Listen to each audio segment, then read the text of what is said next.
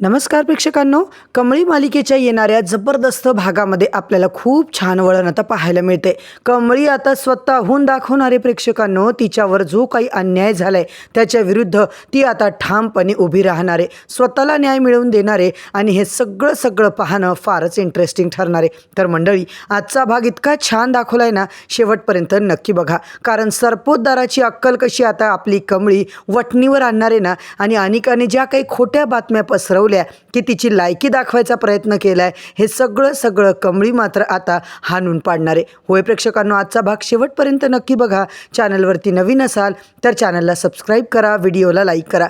इकडे आपण बघितलंय, कमळी स्वतःच्या जीवावर अभ्यास करून स्वतःच्या हिमतीवर आता इतकं सगळं यश तिने मिळवलेलं असतं। इतके चांगले मार्क, विद्यापीठात पहिली, प्रत्येक वेळेला पहिली येते, इमानदारीने मेहनत सुद्धा करते। आणि या इकडे मात्र या अनिकाचं वेगळंच काहीतरी चाललेलं असतं।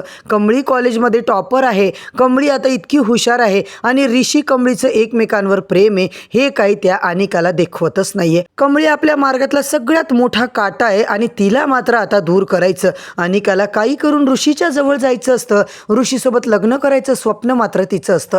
आता हे अनिकाचं स्वप्न खरंच पूर्ण होणार की कमळीच आपली जिंकणार, हे सगळं पाहणं फारच रंजकदार ठरणार आहे। तर मित्रांनो, या रितेश सरपोतदार नावाच्या माणसाने मात्र त्याच्या सगळ्या माणसांना कामाला लावले, कमळीचा फोटो मिळवायचा प्रयत्न केलाय आणि फायनली त्यांनी तिचा फोटो मिळाला की लगेच आपल्या विजेता क्लासेसच्या बॅनरवर छापून दिला।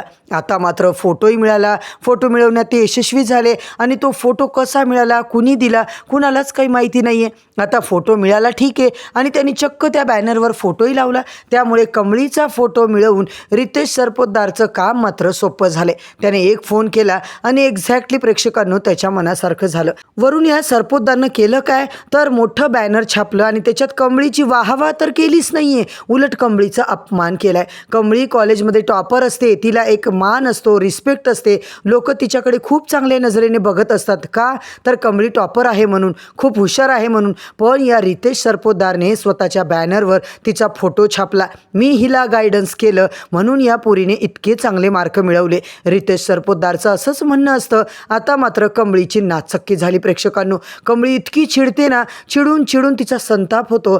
कमळीला खरं तर काहीच कळत नाहीये। खरं तर कमळी मागचा पुढचा अजिबात विचार करत नाही, डायरेक्ट रितेश सरपोतदाराच्या त्या विजेच्या क्लासेसच्या ऑफिसमध्ये जाऊन धडकते।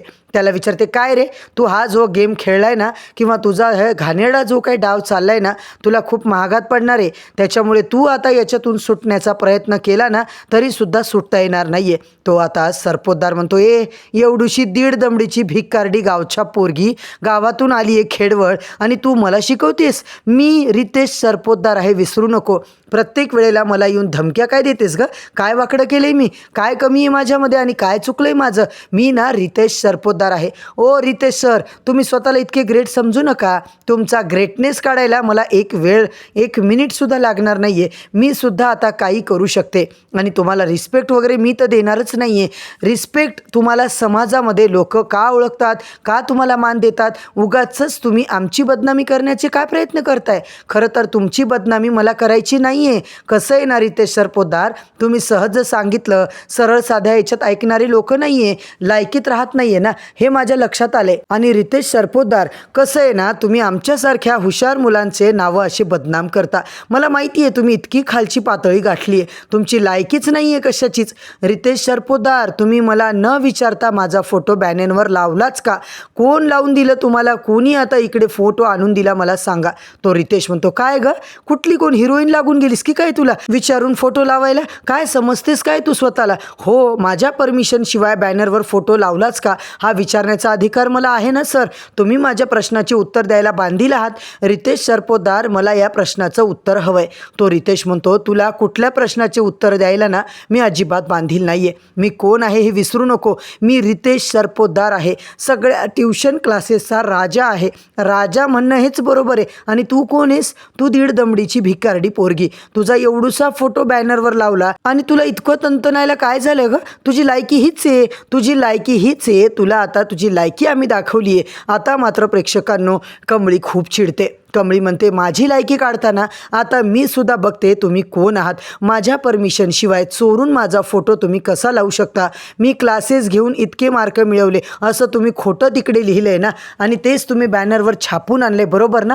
आता मात्र तुझी अक्कल कशी जागेवर आणतो ना, तू बघत राहा सरपोतदार. मी कमळी आहे, कोल्हापूरच्या पोरीसोबत पंगा घेतलायस तू, विसरू नको रितेश सरपोतदार.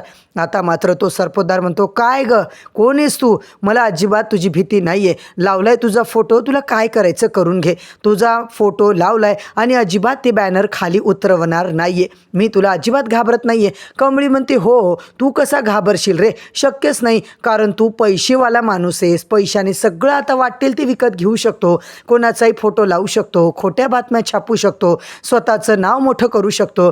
तुला काय हवंय ना ते तुझं तू कर. कमळीसुद्धा आता पेटून उठली. प्रेक्षकांनो, फोटोवरचं बॅनर मी काढणार म्हणजे काढणार, हा कमळी मोहितेचा शब्द आहे. आता कमळी काय करू शकते ना हे बघतच राहा. मी तुला करून दाखवते की मी सुद्धा काय करू शकते. इकडे मात्र सरपोतदार तू फक्त सावध राहा. कमळीच्या नादाला लागलायस तू, कमळी तुझी वाट लावणार हे मात्र पक्क आहे. श्रीमंतीचा नाही रे, माझ्याकडे पैसा जरी नसला ना तरी माझ्याकडे खरेपणा आहे, सच्चाईचा माज आहे माझ्याकडे. खरेपणाच्या जीवावर मी माझं आयुष्य जिंकू शकते.